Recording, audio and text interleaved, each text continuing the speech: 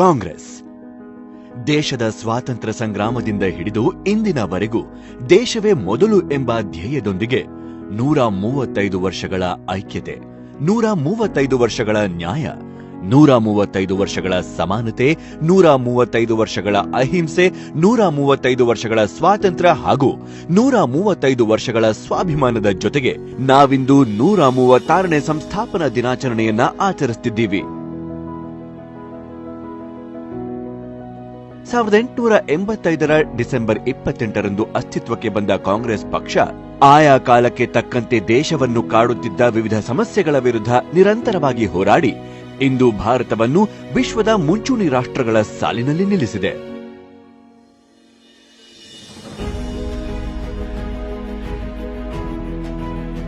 ಇದು ಕೇವಲ ರಾಜಕೀಯ ಪಕ್ಷವಲ್ಲ, ದೇಶದ ಜನರೇ ನಡೆಸುತ್ತಿರುವ ಸಂಘಟನೆ. ದೇಶದ ಸ್ವಾತಂತ್ರ್ಯಕ್ಕಾಗಿ, ಹಿತಕ್ಕಾಗಿ, ಐಕ್ಯತೆಗಾಗಿ ಪಕ್ಷದ ಹಲವು ನಾಯಕರು ಈ ಪುಣ್ಯಭೂಮಿಗೆ ರಕ್ತದರ್ಪಣ ಮಾಡಿದ್ದಾರೆ. ದೇಶದ ಜನರು ಸ್ವತಂತ್ರವಾಗಿ ಬದುಕು ನಡೆಸಬೇಕೆಂದು ಗುಂಡೇಟು ತಿಂದು ಹುತಾತ್ಮರಾದ ಮಹಾತ್ಮ ಗಾಂಧಿ ಕಾಂಗ್ರೆಸ್ ಅನ್ನ ಮುನ್ನಡೆಸಿದವರು.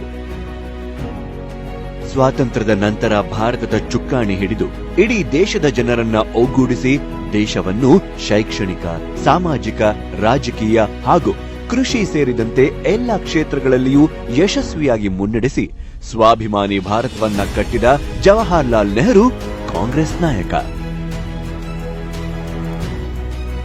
542ಕ್ಕೂ ಹೆಚ್ಚು ಚಿಕ್ಕ ಪುಟ್ಟ ಸಂಸ್ಥಾನಗಳನ್ನ ಒಗ್ಗೂಡಿಸಿ ಐಕ್ಯ ಭಾರತವನ್ನು ನಿರ್ಮಿಸಿದ ಸರ್ದಾರ್ ಪಟೇಲ್ ಕಾಂಗ್ರೆಸ್ ನಾಯಕ. 1965ರ ಯುದ್ಧದಲ್ಲಿ ಪಾಕಿಸ್ತಾನದ ಮಗ್ಗಲು ಮುರಿದು ಜೈ ಜವಾನ್ ಜೈ ಕಿಸಾನ್ ಘೋಷಣೆ ಮೊಳಗಿಸಿದ ಲಾಲ್ ಬಹದ್ದೂರ್ ಶಾಸ್ತ್ರಿ ಕಾಂಗ್ರೆಸ್ನವರು.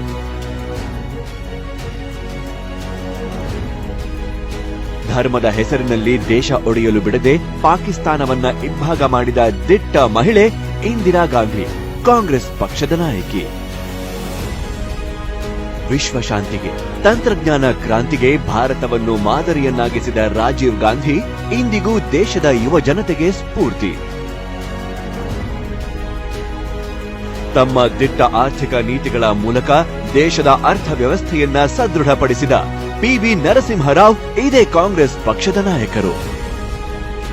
ದೇಶದ ಅತ್ಯುನ್ನತ ಪಟ್ಟ ಪ್ರಧಾನಿ ಹುದ್ದೆ ತಮ್ಮನ್ನೇ ಅರಸಿ ಬಂದರೂ ಜಗತ್ತಿನ ಶ್ರೇಷ್ಠ ಅರ್ಥಶಾಸ್ತ್ರಜ್ಞರಾದ ಡಾಕ್ಟರ್ ಮನಮೋಹನ್ ಸಿಂಗ್ ಅವರಿಗೆ ಪ್ರಧಾನಮಂತ್ರಿ ಸ್ಥಾನವನ್ನ ನೀಡಿದ ತ್ಯಾಗದ ಪ್ರತಿರೂಪ ಸೋನಿಯಾ ಗಾಂಧಿ ಕಾಂಗ್ರೆಸ್ ನಾಯಕಿ.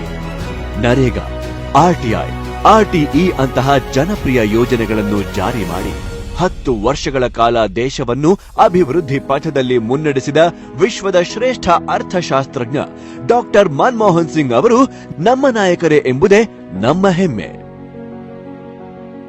ಇಂತಹ ನಮ್ಮ ನಾಯಕರು ಕಟ್ಟಿರುವ ನಮ್ಮ ಭಾರತ ಇಂದು ನಿರಂಕುಶ ಆಡಳಿತದ ಕೈಯಲ್ಲಿ ಸಿಕ್ಕಿ ಅಭಿವೃದ್ಧಿಯಿಂದ ವಿಮುಖವಾಗ್ತಿದೆ. ದೇಶದಲ್ಲಿ ವ್ಯಕ್ತಿ ಸ್ವಾತಂತ್ರ್ಯವನ್ನ ಕಿತ್ತುಕೊಳ್ಳಲಾಗ್ತಿದೆ. ದೇಶದ ಐಕ್ಯತೆಯನ್ನು ಜಾತಿ ಧರ್ಮದ ಹೆಸರಿನಲ್ಲಿ ಒಡೆಯಲಾಗ್ತಿದೆ. ಬಹುಸಂಸ್ಕೃತಿಯನ್ನು ಗೌರವಿಸುವ ದೇಶದಲ್ಲಿ ಇಂದು ಕೋಮುವಾದ ಉತ್ತುಂಗದಲ್ಲಿದೆ. ಪ್ರಭುತ್ವ ಪ್ರೇರಿತ ಗಲಭೆಗಳಿಂದ ವಿಶ್ವ ಮಟ್ಟದಲ್ಲಿ ದೇಶ ತಲೆ ತಗ್ಗಿಸುವಂತಾಗಿದೆ. ದೇಶದ ಬಡವರು, ಅನ್ನದಾತರು, ಕಾರ್ಮಿಕರು ಬೀದಿಯಲ್ಲಿದ್ದಾರೆ. ಆಳುವ ಸರ್ಕಾರವೇ ಜನಸಾಮಾನ್ಯರ ಜೇಬಿಗೆ ಕೈ ಹಾಕಿ ಲೂಟಿ ಮಾಡ್ತಿದೆ. ಆದರೆ ಇದು ಶಾಶ್ವತವಲ್ಲ.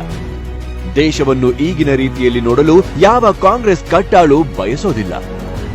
200 ವರ್ಷಗಳಿಂದ ದಾಸ್ಯದಲ್ಲಿದ್ದ ಭಾರತಕ್ಕೆ ಸ್ವಾತಂತ್ರ್ಯ ಒದಗಿಸಿದ ಕಾಂಗ್ರೆಸ್ ಪಕ್ಷವು ಇದೆಲ್ಲದರ ವಿರುದ್ಧ ಇಂದು ದೃಢವಾಗಿ ನಿಂತು ಗಟ್ಟಿ ಹೋರಾಟ ನಡೆಸುತ್ತಿರುವ ಏಕೈಕ ಪಕ್ಷ ನಮ್ಮ ಕಾಂಗ್ರೆಸ್.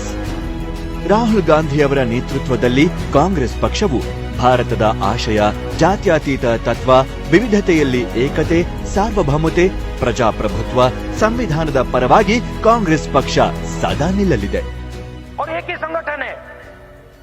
इस पूरे देश में एक ही संगठन है, मैं बता रहा हूं आपको, ये हाथ वाला संगठन,